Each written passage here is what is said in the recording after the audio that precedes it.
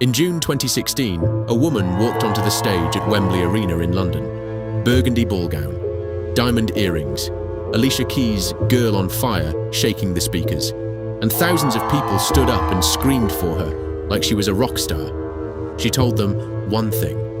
In 2 years, nobody would talk about Bitcoin anymore because she had invented something better. They believed her, 3 million of them, across 175 countries.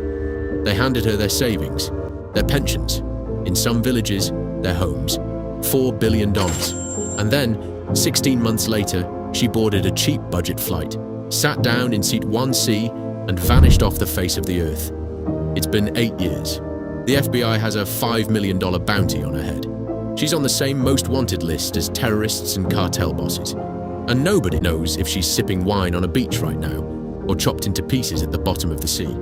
This is the story of the Cryptoqueen. Here's the part that makes this story so disturbing. She wasn't some street hustler. She wasn't hiding in the shadows.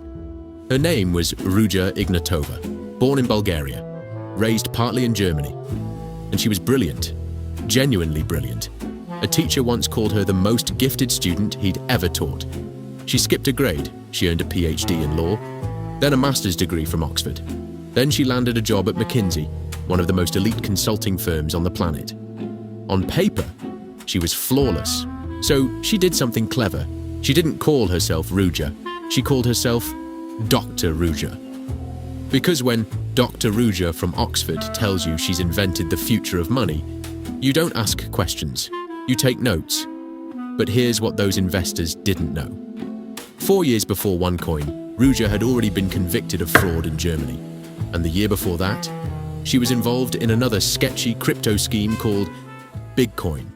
So the question isn't, could she pull off a scam? The question is, how did she pull off the biggest one in history?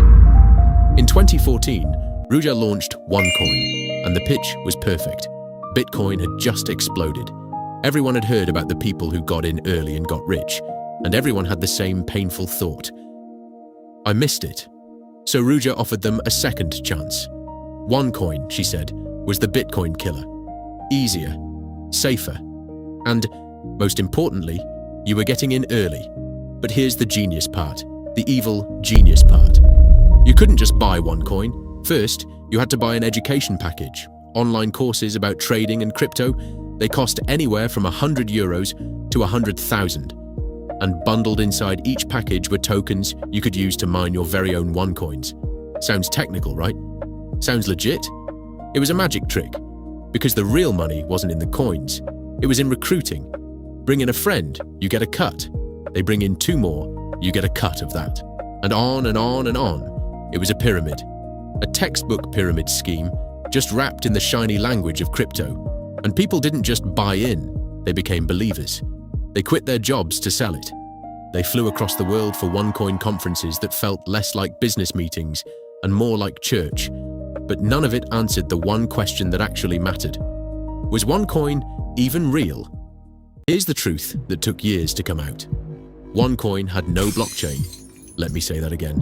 A cryptocurrency with no actual crypto. Every real coin, Bitcoin, Ethereum, all of them, runs on a public ledger, a blockchain. Thousands of computers around the world, all checking each other so no one can cheat.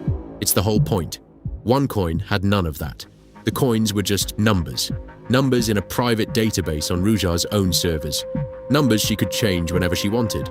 So when investors logged in and saw their OneCoins going up in value, day after day, she was just typing in bigger numbers. In one leaked email, Ruja literally laid out her exit plan in writing. Take the money, run, and, words, blame someone else. She knew, from the very beginning. So how did 3 million people not see it? Because of one brutal trick. You could never actually cash out. There were always rules, limits. The market isn't ready yet. Hold a little longer, the price is about to explode. As long as nobody could pull their money out, nobody could prove there was nothing there. The number on the screen kept going up. And as long as it did, the dream stayed alive. But dreams like this always have an expiration date. By 2016, the cracks were showing. Governments started issuing warnings. Bulgaria, Germany, China, country after country flagged OneCoin as a possible scam. A journalist named Jamie Bartlett started digging, and the deeper he dug, the more he realized the technology behind OneCoin simply didn't exist. And quietly, in the background, something far more dangerous was happening. The FBI was watching.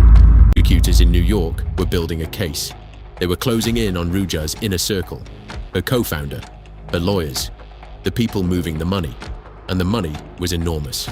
One lawyer alone, an American named Mark Scott, allegedly laundered over $400 million through fake investment funds. He bought a yacht, a Ferrari, a Porsche. The walls were closing in. So picture it. You're Ruja Ignatova. You've stolen billions. The FBI's coming. Your own people are about to get arrested. What do you do? Well, that brings us to October 25th, 2017. The day the Cryptoqueen disappeared. She was supposed to be in Lisbon that week, a big OneCoin event. Thousands of fans waiting to see their queen. She never showed. Instead, on October 25th, 2017, Ruja Ignatova bought a ticket on a Ryanair flight, a budget airline, from Sofia, Bulgaria, to Athens, Greece. Think about that. A woman worth hundreds of millions, flying economy on a discount airline, because she didn't want a private jet's flight plan on record. Investigators believe she'd been tipped off. Someone told her the arrests were coming. She landed in Athens. And then, nothing. No phone signal, no credit card, no border crossing, no CCTV, no body. One of the most wanted women on earth simply stepped out of the world. Everyone around her fell. Her co-founder, Sebastian Greenwood, arrested. Sentenced to 20 years. The lawyer, Mark Scott, 10 years. Her ex-boyfriend, who helped move money, 5 years. Even her own brother Constantine was arrested at a Los Angeles airport and took over the scam in her absence. He flipped. He cooperated. He told the FBI everything he knew. Everyone paid the price. Everyone except the Queen herself. Which leaves us with the question this entire story has been building to. Where is Ruja Ignatova right now? And here's where it gets genuinely chilling, because there are two theories, and they could not be more different. Theory 1, she's dead. A Bulgarian investigation uncovered a police report claiming Ruja was murdered in November 2018, on the orders of a Bulgarian drug lord who'd been secretly funneling dirty money through OneCoin. He wanted her silenced. According to that report, she was killed on a yacht in the Ionian Sea, her body dismembered and thrown overboard. No trace, no grave, gone. But theory 2 is even stranger, because that murder story has a hole in it. The man supposedly hired to kill her?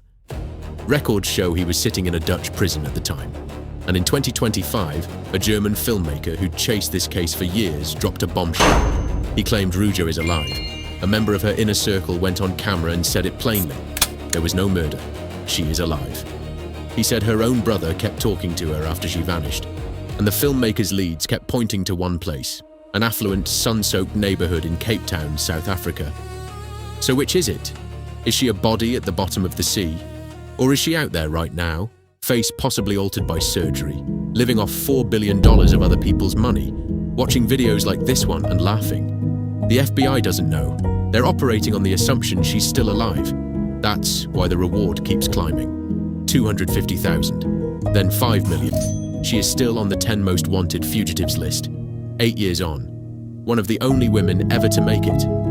Here's the part nobody talks about. While the world argues over whether the Cryptoqueen is alive or dead, 3 million people are still waiting for money that's never coming back. The grandmother in Uganda who sold her land. The factory worker in China who handed over a year's wages. The families who borrowed money to buy into a coin that never existed. That's the real story of OneCoin. It was never about a missing woman. It was about a simple, beautiful, deadly idea that the fear of missing out is worth more than the truth. Ruja Ignatova understood that better than anyone alive. And wherever she is right now, she got away with it. If this story got to you, there are a dozen more just like it. Empires built on a single lie, and the people who vanished with the money. I'll show you the next one, and trust me, you won't believe who got away with it. The next one's already in the works, and it's bigger. Subscribe so you're there when it drops.